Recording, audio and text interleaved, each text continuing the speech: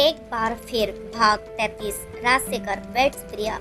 शेखर और प्रिया की शादी के लिए दोनों परिवार जोधपुर में उम्मेद भवन पैलेस पहुंच चुके थे। मेहंदी में प्रिया ने बेहद खूबसूरत ग्रीन कलर का लहंगा पहना हुआ था। हुस्न और नजाकत जैसे आसमान से प्रिया का रूप लेकर उतर चुकी थी। शेखर ने उसे देखा तो बस देखता ही रह गया। उसने प्रिया को आंखों से इशारा किया और प्रिया ने इशारा समझकर गर्दन झुका ली तो उसने इंटेंस नज़रों से उसे घूरते हुए दिशा बदल दी। मेहंदी उसके हाथों और पैरों पर लग चुकी थी। 3 घंटे तक बैठे बैठे उसकी कमर अकड़ गई। दी, मुझे पानी पिला दीजिए, प्यास लगी है। दी ने चुपके से शेखर को इशारा किया। शेखर उठकर पानी का गिलास लाकर उसकी बगल में बैठ गया। सामने उसकी दादी, मम्मी, बुआ, मासी, कविता सब मेहंदी में बिजी थे। प्रिया उसे देखकर हड़बड़ा गई। उसने शेखर की तरफ गुस्से में देखा। ऐसे क्या देख रही हो मेरी जान? वो जानबूझकर मुस्कुराया। आओ तुम्हें बाहों में ले लूं। उसने जानबूझकर हाथ आगे बढ़ाया। शेखर, जाइए यहाँ से। वो इधर उधर देखने लगी। अच्छा, कैसे जाऊँ? तुमने अभी तक ये तो बोला ही नहीं कि लोग क्या कहेंगे, लोग देख लेंगे, ब्ला ब्ला। आप मेरा मजाक उड़ा रहे हैं। मेरी इतनी मजाल की महारानी साहिबा की मजाक उड़ाऊं? ना बाबा ना, मैं ये गलती नहीं कर सकता। दादी आपको बुला रही है। अच्छा, पानी तो पिला दूं? दी पिला देगी। ओह, तब तो मैं यही बैठ जाता। अच्छा, पिला दीजिए। वो शर्म से सिमट गई। पानी पीते हुए शेखर उसे ध्यान से देख रहा था। बहुत खूबसूरत लग रही हो। Thank you. मेरे बारे में भी 2 शब्द कहो। वो धीरे से बोली। Always handsome. मेरा नाम कहाँ पर लिखवाया है? दिखाओ। अभी नहीं, वो भी रस्म होगी। आप भी तो मेहंदी लगवाएंगे? नहीं, लड़के नहीं लगवाते। किसने कहा? लगवानी पड़ेगी आपको। अच्छा, तुम्हें तो देख लूँगा। खाना भी मैं ही खिलाऊँगा तुम्हें, समझ गई? दी खिलाएगी, आप नहीं। समझ गए आप, देखते हैं। वो बड़ी अदा से मुस्कुराकर दादी और मम्मी के पास आकर बैठ गया। लाओ शेखर, मैं तुम्हें शगुन की मेहंदी लगाऊंगी। कविता ने मेहंदी का कोन उठाकर कहा। भाभी, आपको मेहंदी लगानी आती है? लो, कर लो बात। ऐसी मेहंदी लगाऊंगी कि देखते रह जाओगे। भैया, मुझे अपनी बीवी से बचा लो। वह जाकर उनकी बगल में खड़ा हो गया। उन्होंने उसे धक्का देकर कविता के आगे खड़ा कर दिया। कविता ने उसे पकड़ा और उसके हाथ के बीच में एक मेहंदी का गोला चेप दिया। उसने मुंह बनाकर कहा, मुझे नहीं पता था आप इतनी फेमस मेहंदी डिज़ाइनर हैं। दादी देखिए इसके नखरे, इसे डिज़ाइनर मेहंदी चाहिए। अरे, लड़के ऐसे ही मेहंदी लगाते हैं। कविता जोर से हंस पड़ी। आप तो चुप ही रहिए। मैंने मेहंदी डिज़ाइन के कैसे कैसे सपने देखे थे, आपने सब पानी में फेर दिया। उसने गुस्सा होकर कहा। आज पता चला कि लड़के भी मेहंदी के डिज़ाइन के सपने देखते हैं। कविता हंसकर उसे चिढ़ाते हुए आगे बढ़ गई।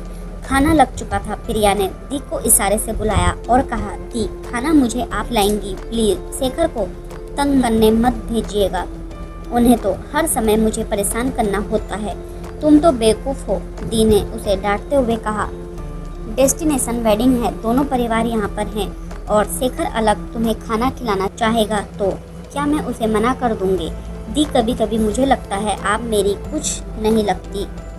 आपको तो बस शेखर ही नज़र आते हैं। हाँ, दी मुस्कुराकर चलती बनी। शेखर फिर से खाना लेकर हाजिर था। तुम्हारे उन सो कॉल्ड लोगों का देखना हो गया हो तो तुम्हें खाना खिला दूँ।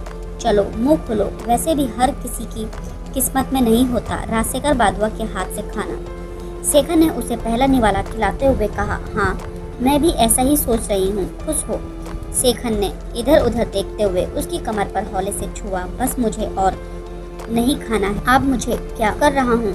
उसने दोबारा उसकी कमर पर उंगलियां चलाते हुए उसकी आंखों में देखा। कसम से मैं आपको। प्रिया ने इधर उधर देखते हुए कहा। अब तुम्हारा खुद पर कोई हक नहीं है, समझी तुम? या और समझाऊं? उसने उसे टीज किया। ऐसा करो, तुम इसे समझा ही दो। कविता ने हंसते हुए पीछे से शेखर के कंधे पर हाथ रखा। शेखर इस अप्रत्याशित गतिविधि से हड़बड़ाकर उठा और उठकर खाने की प्लेट कविता के हाथ में पकड़ाकर प्रिया की तरफ मुड़ा। भाभी, अब आप ही खिला दीजिए अपनी फ्रेंड को। मेरे हाथ से तो नहीं खा रही है और छिपकर किसी की बातें सुनना बैड मैनर्स है, कहकर बहुत तेजी से चलता बना। खाने पीने के बाद सब डांस परफॉर्मेंस के लिए तैयार थे। मम्मी और मासी ने एक ही गाने पर डांस किया। जो सबने बहुत एंजॉय किया। दी ने भी शर्माते हुए थोड़ा बहुत कमर मटका ली। जेंट्स का तो एक अलग ही डांस था, सबने ढोल के साथ भांगड़ा किया। कविता ने भी लौंग द लश्कारा पर हाथ साफ कर लिया। शेखर, तुम डांस कब करोगे? समन ने शेखर से कहा। काश इतनी खूबसूरत जहीन लड़की मुझे मिलती तो मैं। चुप करो, अपनी बुरी नियत मेरी वाइफ पर मत डालना। शेखर ने उसे घूरा तो वह हंस पड़ा। अरे यार, मजाक कर रहा हूँ। मेहंदी लगा के रखना, डोली सजा के रखना, लेने तुझे ओ गोरी आएंगे तेरे सजना पर। शेखर ने परफॉर्मेंस दी जिसे देखकर सबका मुंह खुला रह गया। प्रिया चोरी छुपे उसे देखकर मन ही मन इतरा रही थी। शेखर, आई एम लकी, आप हर चीज में परफेक्ट हैं, नजर न लगे।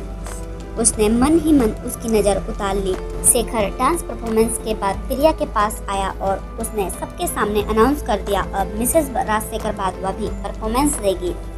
जिसे सुनकर प्रिया के रोंगटे खड़े हो गए।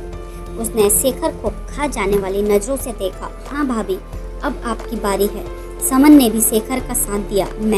मुझे डांस नहीं आता। हाँ मैडम को डांस नहीं आता, पर अपने पतिदेव को उंगलियों पर नचाना अच्छे से आता है। शेखर ने हंसते हुए समर से कहा। अरे यार, थोड़ा सा तो बनता है। कविता ने उसकी तरफ हाथ से इशारा किया। बता कौन से सॉन्ग पर करेगी? उसने कविता के कान में कहा तो कविता ने सॉन्ग प्ले करवा दिया। मनवा लागे ओ मनवा लागे। प्रिया ने सेमी क्लासिकल डांस करके महफिल लूट ली। दी को तो उसके डांस के बारे में पता था। शेखर और बाकी सब उसका डांस परफॉर्मेंस देखकर चकित रह गए। डांस के बाद शेखर को अपनी तरफ इस तरह देखते हुए प्रिया शर्मा गई। वो एक्साइटमेंट में उसके पास आया। वाकई में तुम हो। बहुत चालाकी से मना कर रही थी कि तुम्हें डांस नहीं आता, अब अचानक से आ गया। जी नहीं, कुछ भी अचानक नहीं होता। मैं एक ट्रेंड कथक डांसर हूँ। लोग तो अपनी खूबियाँ गिन गिन कर बताते हैं और तुमने कभी जिक्र नहीं किया। मैं जो भी हूँ बस आपके लिए रहना चाहती हूँ। अच्छा, इसलिए ही तो जी करता है कि तुम्हें वो उसकी तरफ एकटक देखने लगा। बहुत खुशगवार माहौल में मेहंदी संपन्न हो गई। इससे आगे का भाग सुनने के लिए हमारे चैनल पर बने रहें और हमारे चैनल पर नए हैं तो चैनल को लाइक शेयर सब्सक्राइब करना ना भूलें। धन्यवाद।